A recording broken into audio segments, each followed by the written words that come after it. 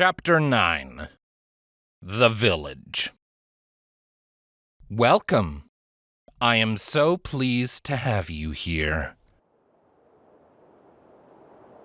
Some shortcut this was. I mean, at least the main road was, well, a road. I'm pretty sure the path we were following up the side of the mountain ended a couple of hours back, and we were now traversing unstable terrain with no clear route to get where we were going. I'd lost track of how many times we had to sneak across narrow ledges with some less than friendly-looking spiky rocks below, stumbling every other step as we went. Did I mention that I hated this shortcut?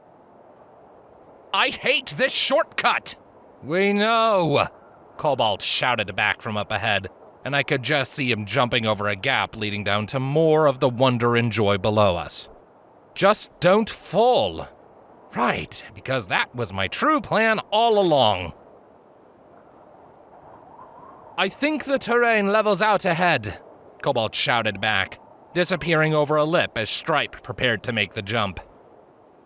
Just watching it was gut-wrenching, but she made it across safely enough. The zebra gave a huff as she looked back at the gap, and then glanced up at me, inching my way closer to it.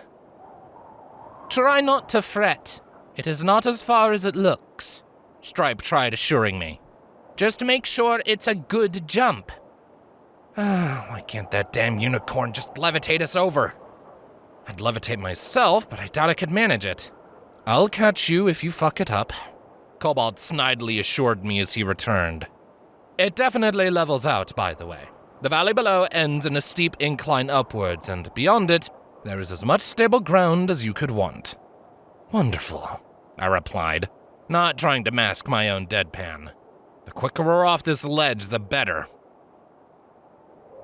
I bent my knees, taking in what I was painfully aware could have been my last breath if Cobalt had decided it was better to let me fall for whatever maniacal reasons he might have had. I really was overthinking it, so I just jumped. And I landed it. There I was, both hooves firmly planted and very much not bloody pulps. Of course, I did try to ignore the few rocks I dislodged, falling the entire way down to the valley below. If either Stripe or Cobalt had any comment, they kept it to themselves. In truth, I didn't think any of us were this mountain's biggest fans. Cobalt continued to lead the way, taking us where he claimed the terrain leveled out. And sweet, merciful Celestia, it did. The ledge widening out before connecting up with a sharp cliff leading down to the valley, just like Cobalt had described to us. Leading away from the cliff edge was a new, bumpy, but mostly flat valley sprawled out between the faces of the mountains on either side of us. It seemed to go on a way before thinning up ahead, moving to then incline back downwards. It shouldn't be too much longer before we're in the center of this place, Cobalt informed us, sitting down on his rump for a momentary rest. And it wasn't a bad idea at that, so me and Stripe followed suit. If you look at the map, this whole range is like a massive bowl. Mountains along the outer edges, with a rocky but largely empty space in the middle.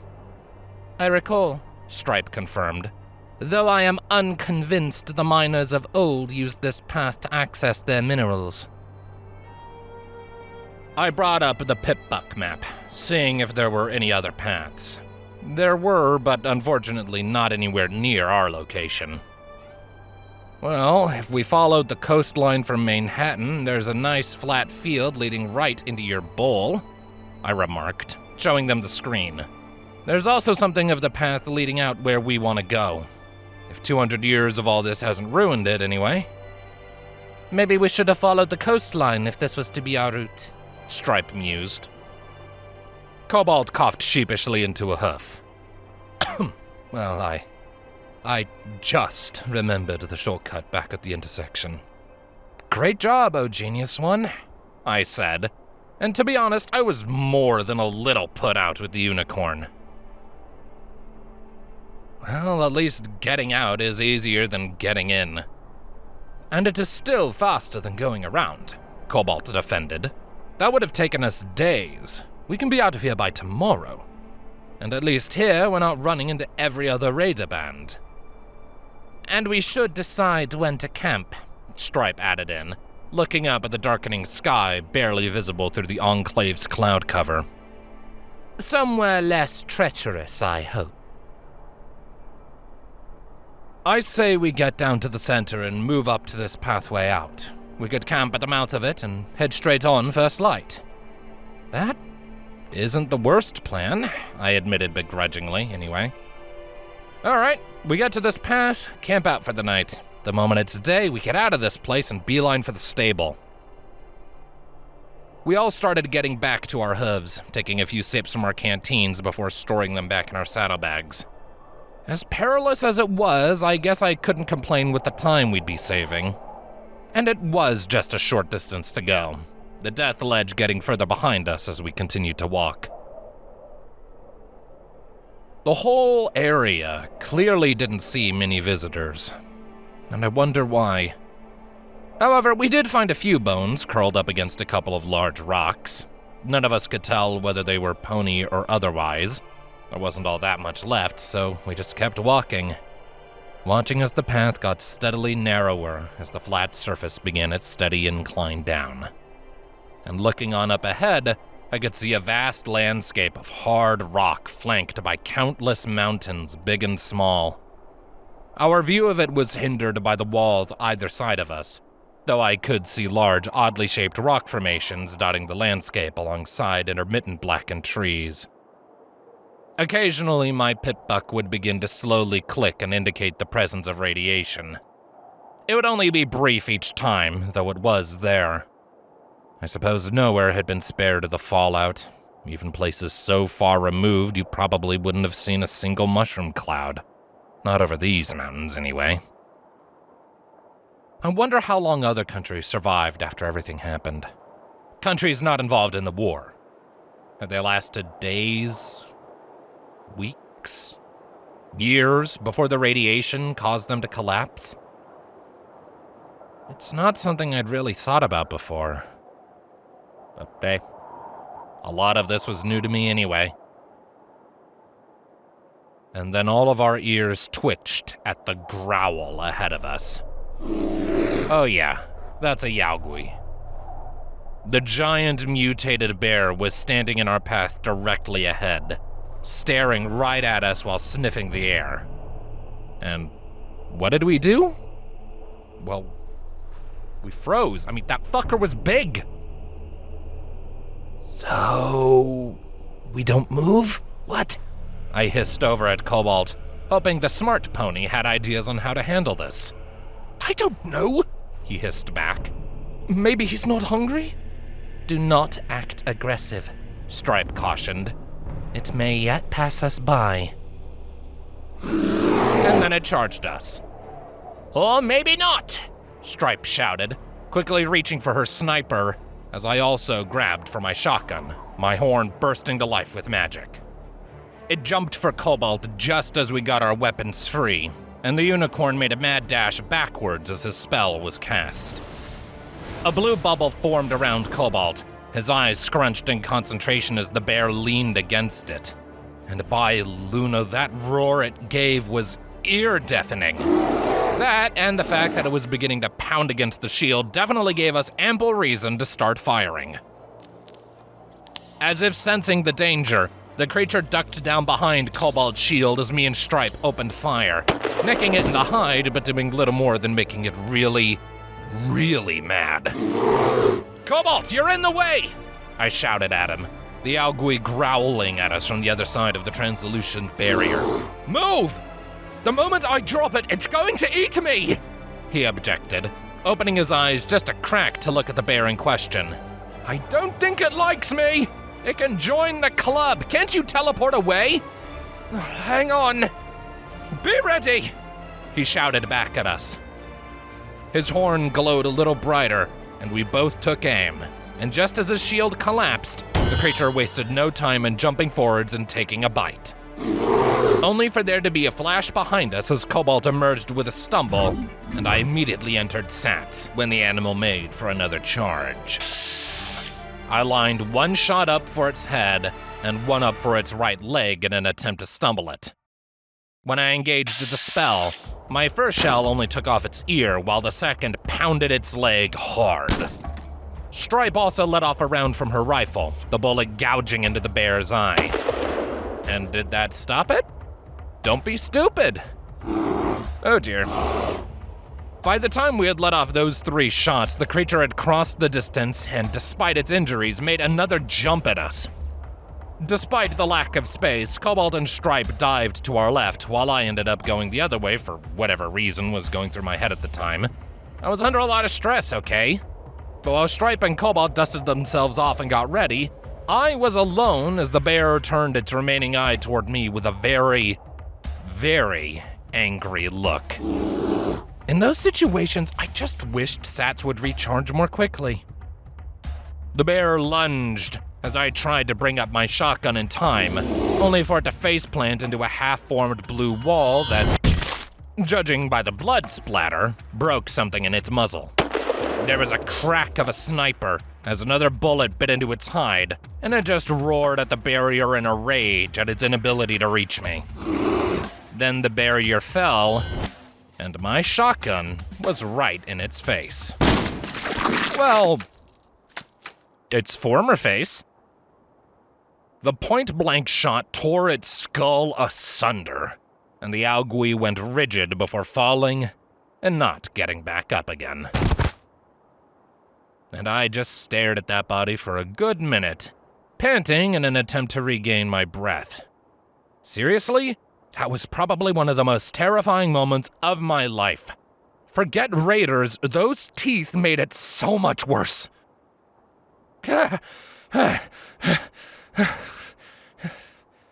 Thanks, Cobalt, I said as I got to my hooves, seeing the unicorn slumped and panting even harder than I was. That shield probably saved me from being lunch. Yeah. Don't mention it, he wheezed. 2 battered shields and a teleport in under a minute. Give me a week, please. You have a couple of minutes at least. I laughed back at him, and he just rolled his eyes before rolling onto his back in exhaustion. Are you all right? Stripe asked generally to the both of us. I'm good, I replied, holstering my weapon. Dazed, but good. I'll be fine soon, Cobalt assured. I've never used those spells in a situation like that before. Practice never really prepares you for the real thing, does it? Tell me about it, I replied with a chuckle, looking over at the dead Yaogui. We almost got eaten by a bear. Well, we don't have as much as a scratch, so I would surmise we did well, Stripe noted with a grin. But perhaps... Hello there!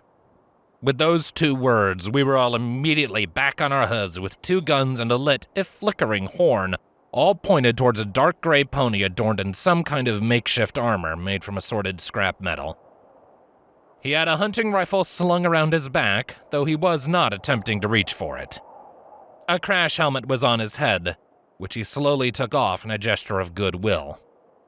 When it was gone, we could see his short and uniform mane, as the stallion gave us an admittedly creepy smile. Hi? I called back over to him, sharing a confused glance with my companions. Sorry, wasn't aware that there was any pony down this way. The stallion gave a hearty chuckle. Oh? Then we must be doing something right. Could you put the guns down? I mean no harm. Who are you? I was hunting that Yaogui you killed, he explained. I come from a village not far from here. We grow what we can for food, but there's so little usable soil. So we also hunt the animals that live in the area, like that Yaogui. Oh, I replied, looking between him and the dead bear. Well, have at it. We have our own food. Thank you kindly, he thanked cheerfully, never losing that weird smile. Now, I got some people behind me who can handle getting it back home, but they ain't coming back out until they know you're not going to start firing. We looked between each other and then lowered our weapons. The stallion gave a nod, and with a whistle, a whole host of similarly armored ponies emerged from the rocks ahead and moved towards the Algui. While they were working, the first stallion came up to us and bowed his head. "I'm Sentry. We don't get many visitors around here," he greeted. "Who are you?" "I'm Scrap Heap. This is Stripe." I motioned to my zebra friend, and then to Cobalt. "And this is Cobalt. We were just passing through." Cobalt frowned. "I was not aware of a settlement out this way." "We don't like to advertise," Sentry stated. "But if you're here, you're here. If you need a place to stay for the night, I'd be happy to show you to our home and introduce you to the one who leads us in this terrible era." I thought for a second before turning to convene with the others. Well, it would beat sleeping on rock tonight, and we could still be on our timetable as well as do a bit of trading. "I agree, but we should remain alert until we know they are who they claim to be," Stripe responded. "Let him take us to this village while the others are preparing the meat for transport." "The Twilight Society would want to know if there's a potential faction out here," Cobalt concurred. "Or they just might be another little collection of shanties. But I would like to see this place." Our conference finished, we turned back around to the smiling stallion as I tried to replicate it. Failing, because trying to smile that wide actually hurt my face. "If you could lead us while your ponies are getting things ready here, we'd be glad to tag along." "Splendid!" Sentry cheered, sticking his helmet back on his head and motioning us to follow. "Come with me, you won't be disappointed." And follow on we did, leaving the corpse and the ponies hacking it up far behind. We stayed behind Sentry as he moved briskly forwards, not entirely trusting of a weird stallion we'd run into in the middle of nowhere. Still, might as well pass the time while walking along to this mysterious destination. I brought up my pip-buck and switched over to the radio, sticking on DJ Pone 3. A rather miserable-sounding melody was just finishing its final verse, the final notes filling the air before dying away completely. "Howdy, Equestria, it's me, DJ Pone 3, and how would you like some news? All seems quiet in the wasteland today, aside from the usual bandits and raiders that you so love to hear about. But I do have a bit of news coming out from the Manhattan area today, so listen up, children." Sentry glanced back at us, shaking his head before continuing to move. I ignored him, focusing on the guy on the radio for the time being. "So, we have a quest, people. Word is a small group of ponies are looking for one of those stables people hid in when the world went into the big kaboom. The guy running the show, who I only know as the Scavenger, also ended up saving a family from one nasty pre-war robot while pursuing his fortune. Hey kid, thanks. Hope you find what you're looking for." Was he talking about us? Thanks for listening, children. This has been DJ Pone 3 coming to you live to help you thrive. And now, some music. I shut off the radio, giving my companions a bewildered look. Cobalt just shrugged. "It was bound to happen. The DJ knew I was going with you and is probably just waiting until we were gone from the area before drawing attention. And the DJ does love to report on heroics." "Wonderful," I deadpanned. "Well, let's hope his follow-up report is on our new riches rather than our deaths." We emerged from the pathway between the mountains, the full span of the landscape now fully open to us. We took in the sights, the ring of mountains stretching around us far into the distance. And it was here Sentry came to a halt, pointing at a something that was definitely not a rock. A wall of rusted scrap metal ran in a box shape around a small village. 2 rows of pre-war houses ran parallel to each other, a single house sitting centrally at the very end opposite the main gates.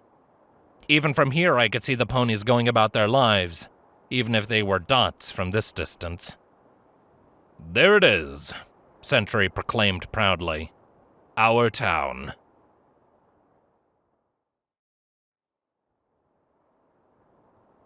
The main gates to the settlement were directly ahead, made up of the same rusted scrap metal as the rest of the defenses. 2 guard posts flanked each side, a guard in each armed respectively with a hunting rifle and a small machine gun. It seemed quite safe and secure by the standards of the Equestrian wasteland, but I just had one nagging question on my mind. Why our town? I questioned Sentry as we reached the gates, the stallion sharing a few words with the guards before returning to answer my question. What do you mean, friend? I don't know, it just seems... unimaginative. It is our home, he simply replied. We share it equally. As now do you. It's not like we're staying, Cobalt said with a snort. Your home can remain yours, don't worry. Sentry just smiled before banging on the gate and watching as the vast doorway screeched open, the metal grinding against the rock below it. Sentry motioned for us to follow, and we cautiously did so. The guards at the gates gave us the same shit-eating grins that Sentry had, as did just about every other pony exiting their homes to come and stare at the newcomers. Creepy. Some pony go request the presence of the prophet! Sentry shouted to a group of guards, before turning to stop us at the gate, screeched closed once more. Wait here a moment, she will be here soon. Who? Stripe asked. The prophet? He replied as if it were obvious. She leads us. It's she who ensures we do not stray. She who hoofs out our tasks each day. Yesterday I was a farmer. Today, I hunted. Each day rotates and we all give equal effort. So you don't have dedicated guards? Cobalt questioned. Couldn't ponies become more skilled if they focused on a single profession and worked at it? Sentry seemed shocked by the idea. More skilled? Why would we want to become more skilled in one thing? That would destroy the equality we hold. We all gave him blank looks. Huh? We all learn the basics in every task, but we don't need to go beyond that, Sentry stated. You'll understand. Soon. I looked around at the gathered ponies, feeling more than a little unsettled. What was with all of this equality talk? And how did being slightly better in one aspect than another person make you overall unequal? And there was something else niggling in the back of my mind. Something obvious. She's here, Sentry whispered, standing aside as a cloaked equine form began to approach us. Judging by the few facial features I could see, it was a mare, and she was a ghoul. She was dressed in a black cloak that concealed most of her body, a cyan aura holding some kind of staff to her side. Her muzzle was rotten and dried, but with a small amount of light purple fur still hanging on by a thread. I could feel her undead eyes scan over us as she came to a stop, and, after a few moments, gave us a small smile. Welcome, a gravelly voice typical of ghouls called out. So glad to have you here. It's been so long since we've had visitors. The prophet, I presume? I asked the ghoul mare. Yes, that is how I am known nowadays, the prophet confirmed. I welcome you to our town. I'm sure you will see just how lovely it is a place to live. I'm sure, I replied, coughing awkwardly into a hoof. As we were talking, the sun was making its final descent into the horizon. Darkness began to overtake the village, though the ponies remained unfazed. Would it be all right if we could stay the night? Perhaps do some trading before we leave in the morning? But of course. The inn has been long devoid of occupants. the prophet agreed, turning to Sentry. Please show them to a room, and do inform them of our treasured history and philosophy. I'm certain it will be a great eye-opener. Of course, Sentry confirmed, once again beckoning to us. Follow me. The inn is this way. We followed, every pony watching every step we took with that same smile. Except for the prophet, who just held that same small smile as she watched us go from within her hood. And for some reason, that smile unnerved me more than the grins. Sleep well, she called over to us, for you have a better tomorrow. And with a deep pit in my stomach, it was then I realized the obvious. The adults watching us, equal signs. The foals, equal signs. Everywhere I looked. Hell, the home of the prophet aside, even the damned layout was an equal sign. Every pony had the exact same cutie mark.